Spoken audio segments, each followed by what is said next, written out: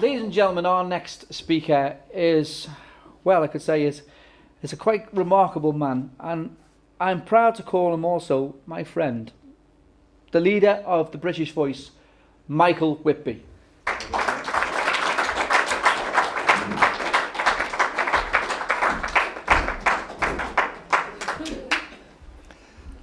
Thanks, Paul. It's only my mum who used to call me Michael, and that was usually when she was telling me off. So thanks for inviting me to speak. I really appreciate it. And Boadicea events, we know the people very well, but the name is relatively new. But I don't think I should mention their names on camera because they may not want me to, but certainly they've been doing this sort of work for many years, as we all know. So thanks very much for putting this on, and there's going to be many more like this, I understand. So we look forward to those. Now, what I'm going to do here is, as Paul said, I'm from the British Voice. The reason we chose the British Voice is that when you go around knocking on doors asking people what their views are, 8 or 9 times out of 10 they'll say, well, us British people, we don't matter anymore. We haven't got a voice. The government cares about the foreigners, the interlopers, the immigrant invaders. People use all sorts of expressions to get that message across. They look after them, they give them everything they want. Our people get nothing. So we thought the British Voice is a good name. So we've gone with that for the last few years. So what I'm going to do now is an audio visual presentation, if you don't mind. I'll get through it as fast as I can because I'm under instructions from our friend behind the camera to not to go on too long. So if you go to, right, following on what some of our colleagues have said so far, Great Britain is unlawfully and unconstitutionally ruled by immigrant invaders and their offspring. And you might think, well, they're only just coming just recently. Well, that's not true. They've been here for a long, long time. Now, I'll expand on that in a few minutes, but some people say, well, a British person is obvious by the colour of his skin. It goes a lot deeper than that. There's only 3 types of human being in the world. There are Caucasoids, Negroids, and Mongoloids.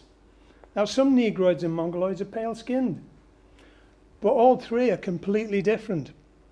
Not just the colour of the skin, the skeletal system, the cranium, the DNA, the cultural habits, the stem cells, everything within each of those people are unique to each other. So why should we all be thrown in a melting pot? Whose agenda is that? So anyway, we tend to call our people Caucasoid. So if I go on to the next page. Foreigners and their offspring dictate to the British people, and corrupt politicians have allowed us to become tax debt slaves to the globalist bankers. Despite our constitution, we are forced against our will and our better judgment to pay huge amounts of money in taxes, unnecessary taxes, most of which goes to foreign bankers. Many British families are living on the breadline, and many of those who are not are just 2 months away from homelessness and destitution. They miss 2 months' mortgages, they're out the house. 2 months mortgage payments, that is. Unwanted immigration is killing Britons in more ways than one. And we're being overrun and outbred in our homeland by Negroid and Mongoloid peoples through acts of genocide. Now, as it says in red there in the middle, genocide is the intentional actions to destroy a people. Okay, that's a particular group of people. By politicians with vested interests. The British people have been far too trusting of politicians, and those traitors have consistently lied to the British people, and they're guilty of high treason.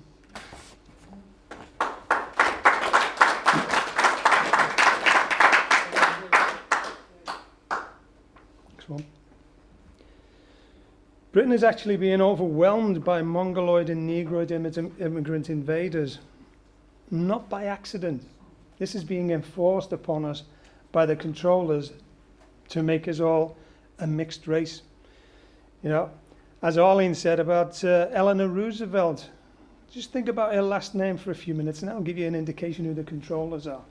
She was talking about this back in the 40s and 50s, about mixing the races and turning the whole world into pale brown people. It's absolutely appalling. Anyway, Britain is...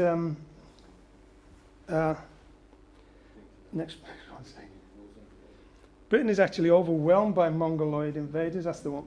And politicians continue to exacerbate the problems by bringing even more people to our land. Keep that in mind, this is our land. Unless the British people demand change urgently, Britain faces a disaster of epic proportions. Now, you could say, well, what's a constitution? Some people say, well, Britain hasn't even got a constitution. The United States has, this country has that. We have got a constitution. It's older than all of the other ones. The United States took theirs directly from the Magna Carta. The United States celebrate the Magna Carta every year on Magna Carta Day. We don't, because and let's say the word, scumbag politicians that rule this country want to throw the Magna Carta in the bin. And they want to rewrite our constitution to suit themselves. And if we allow them to do that, every time we get a different government in, they'll rewrite it again to suit themselves. Whereas we've got the oldest constitution in existence. But the MPs and the Lords, they're ignoring it all. So let me just go through our constitutional laws, which the politicians treasonously ignore. We've got Alfred's Law from 893, which is the ancient common law. That it existed for thousands of years, even before they wrote things down. The common law existed. Alfred was merely the first person to have it put into writing. And then that same thing was reinvented in 1215, and they called it Magna Carta, virtually the same document. The Statute of Northampton, 1176, High Treason and Misprision of Treason, 1328. If anyone's got any questions, I'll ask them at the end, if that's all right. The Statute of Praemunire, 1353 and 1377. The Act of Supremacy, 1559. Petition of Rights, 1628. The Grand Remonstrance, 1641. The Sestacay Act, 1666. Declaration of Rights, 1688. Bill of Rights, 1689. And the Oath of Allegiance in 1868. Great, Paul. Now, keeping those things in mind that I've just mentioned to you, which are hardly ever used these days because the politicians know about them and they flatly refuse to follow those rules. Instead, they choose to impose unlawful legislation on us. Now, before I read these out, there's two words you need to focus on. The difference between lawful and legal. Lawful is common law, which is God-given law that's existed forever. And there's legislation, which is parliamentary rules and regulations, not actual laws. Anytime a legislation conflicts with law, with common law, it's bad legislation, and it's unlawful legislation. So all of these on this board are all unlawful legislation. And they're designed to keep us down and keep us under the thumb. We've got the Race Relations Act of 1965 and 76, the European Communities Act of 1972, the Nationality Act, 1980, the Public Order Act, 1986, that's to keep our lips sealed. The Human Rights Act, that sounds good, doesn't it? It's actually designed to keep our human rights in the bin. Okay, that was 1998, Tony Blair. Anti-Terrorism, Crime and Security Act of 2001. Prevention of Terrorism Act, 2005. So we've gone from the Labour government to the Tory government now, or just about to. All of the above are in favour of foreigners and are unlawful legislative acts. Okay, Paul. Now, if we go back in history to a little bit of our constitution, the Act of Supremacy, 1559, was Queen Elizabeth I. She made the statement, no foreign prince, person, prelate, state or potentate hath or ought to have any jurisdiction, power, superiority, preeminence, or authority, ecclesiastical or spiritual, within this realm.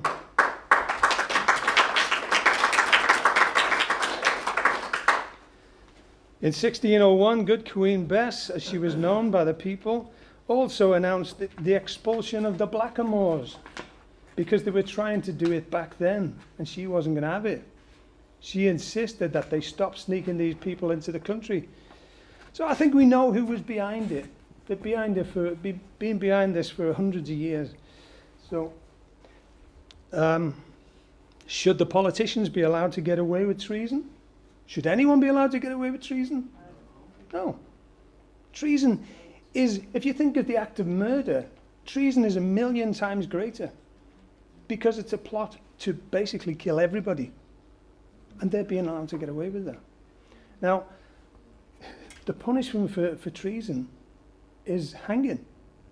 Tony Blair thinks he repealed it in 1998. He didn't, because it's part of our Constitution. He can't repeal our Constitution. So the punishment for treason is hanging, and that will remain the same. And people will pay their debts at some stage. Now that decision is up to, whether we accept it, the decision is up to every one of the indigenous people of the British Isles. You must demand freedom for future generations of your own family. Spot. It's now up to the indigenous peoples of these isles, and that means every one of you. Not just in this room, every one of you watching this on telly, on the video. A couple of people have said to me recently, well, I'm in my mid-50s now. I'm quite a bit older than that, incidentally, but that's what they said. And, I've done my bit for God knows how many years. It's up to the kids now. Well, it's not up to the kids alone. It's up to the kids and the middle-aged and the older generation, every last one of us.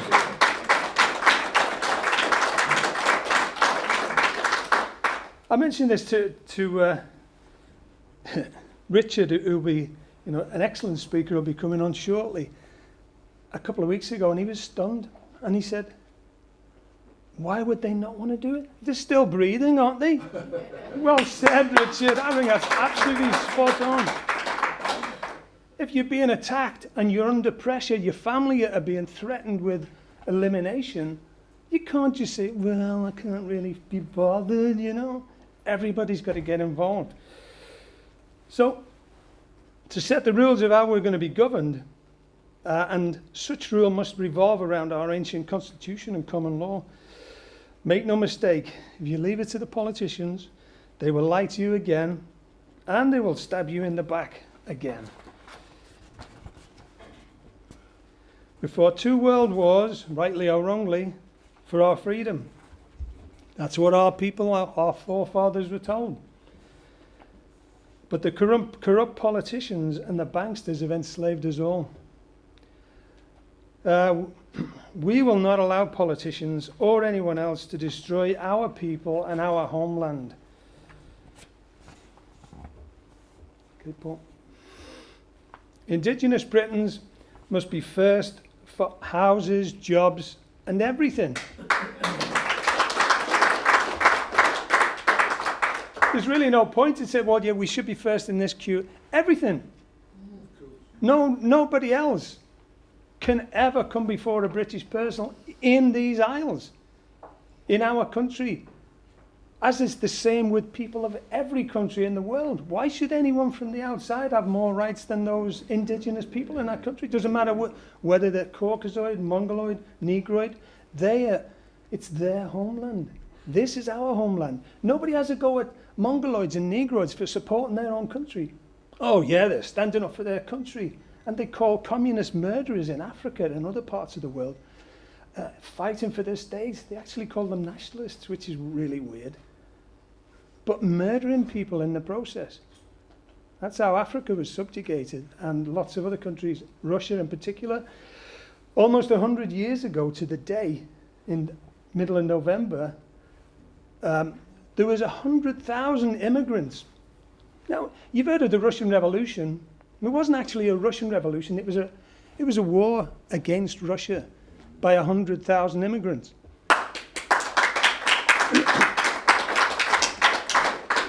Thank you. Those of us who've read the books on the subject know where to find this information. It's all on the internet as well. Now, can you imagine any other country in the world where 100,000 immigrants come in and kill 30 million people, slaughtered them, destroyed virtually every Christian temple, church in that country, in Russia, killed all the priests, the bishops, raped the nuns and killed the nuns? They were hanging all over the country. Now, there was one particular sect that weren't touched. Now, you can work out for yourself why that is. But not one synagogue was touched. Oh, I wonder why. I better move on. I get angry when I think about it. Okay, before I move off this page. Unwanted immigrant invaders have no rights in our homeland. Indigenous peoples of the British Isles are now protected. So what does that mean? Protected. Under the United Nations Declaration on the Rights of Indigenous Peoples, which is called UNDRIP, anyone, including fellow Britons, that are found to be denigrating our Indigenous people can be prosecuted.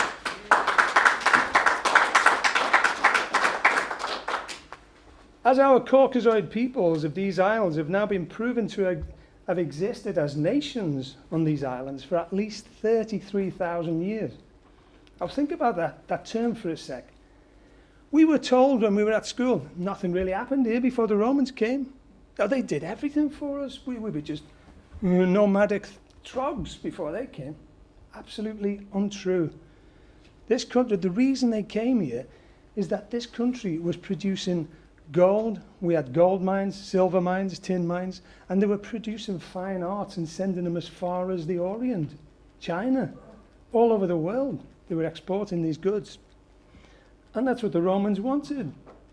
When they came up here, you know, they subjugated our people, and they made a beeline for the Druids because they'd been the captors. They were holding the wealth. They pursued them all the way to the Isle of Anglesey, and they were hiding there in caves and what have you. So the Romans chopped down every tree in Anglesey, according to records, burned them to the ground so that they could see clearly where they were hiding, got them all, killed them all, and took the wealth. And while they were up there, there was a lady named Boadicea who took advantage of the fact that the Romans, nearly all of their legions had gone to Anglesey. So her and her people attacked London, the Roman base, and slaughtered everyone there. So well done, Boadicea. Give her a clap.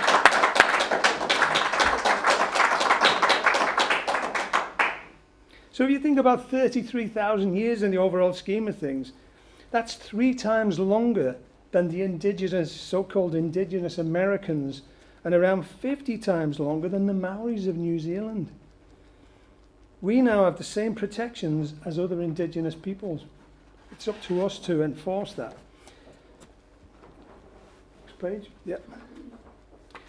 The indigenous peoples of these isles have the right to be free from any kind of discrimination in the exercise of our cultural rights and our identity. That includes education, health, employment, language, religion, music, and other cultural aspects. Alison, music. Based on our indigenous origin and identity. We have the right to freely associate, to determine our political, economic, social, and cultural development, as we are doing today. We have the right to maintain and strengthen our distinct political, legal, economic institutions, while retaining our rights to participate fully, if we choose to, and we don't have to, in the political, economic, social, and cultural life of the state. That means we're not forced to go along with whatever the government wants us to do. We can rule ourselves. If anyone says we can't govern ourselves, then they're imposing tyranny on us. And we have a so-called democracy, which anyone who's been involved in this movement for a certain amount of time, we know we don't live in any kind of democracy, because everything is fixed to make sure the status quo remains the same. There's a couple of sets of different administrators. One's called the Conservatives, the other one the Labour Party. They're just two sides of the same coin. Got very, very slightly different ways of doing it, but they both serve the bankers. So we don't have to be governed by them. Thank you. This declaration, which was signed by the United Kingdom in 2007, I believe, and they've agreed to abide by the rules of it, is a very significant weapon towards eliminating the violations of our rights in our homeland. Keep in mind that that applies to everyone in these isles: the English, the Welsh, the Scottish, the Irish. You know, these islands have been in existence 33,000 years, not just in existence, but that's the earliest evidence of nations. And that's, you know, that is on the internet. You can research that if you want to. The oldest evidence, in fact, of any nations in Europe, which is the Caucasoid world. The Caucasoid means basically anyone born of European existence, origins, I should say. So we need to be very proud of that, you know, and that's that came from what they called the Red Lady of Paviland, which is in the Gower Peninsula in South Wales. Originally, when it was first discovered, because the skeletal system was covered in red ochre, people that found it, and there was jewellery and things in the grave, they thought, oh, well, this must be a woman. Probably a woman that was during the Roman times. Then they reanalyzed the DNA and you know, they did all of the research, scientific research, and found, oh my God, this is 33,000 years old. And it was a ritual burial, whereby the king or whatever he was, the leader of that particular kingdom, was buried. And then they came back a year or two later, and when his skin had evaporated, and they covered him in red ochre so that his remains would last forever, essentially. And they laid out all these things. Now, that doesn't happen for one chap on his own, just living in a cave, maybe with his missus. That doesn't happen. You know, the whole of the scientific community has accepted that is the earmarks of a nation. It's not an accident.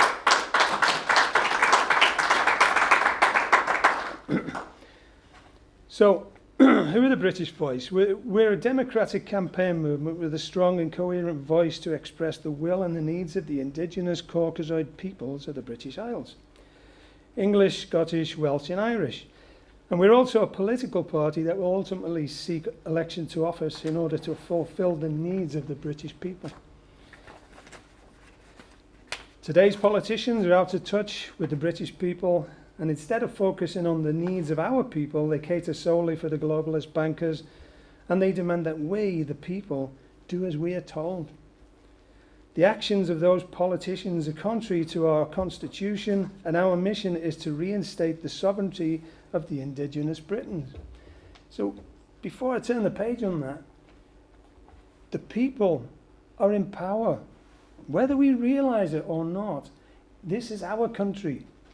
There are certain people that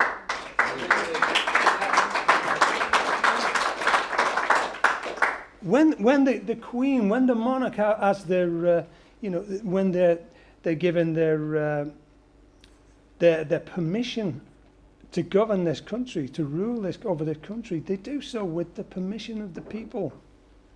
When the politicians go into the houses of traitors and frauds, commonly known as the Houses of Parliament, you know, politicians and lords, they do so as our servants. They are our lackeys, frankly. Let's get it right. They're not our bosses. They do as they're bloody told.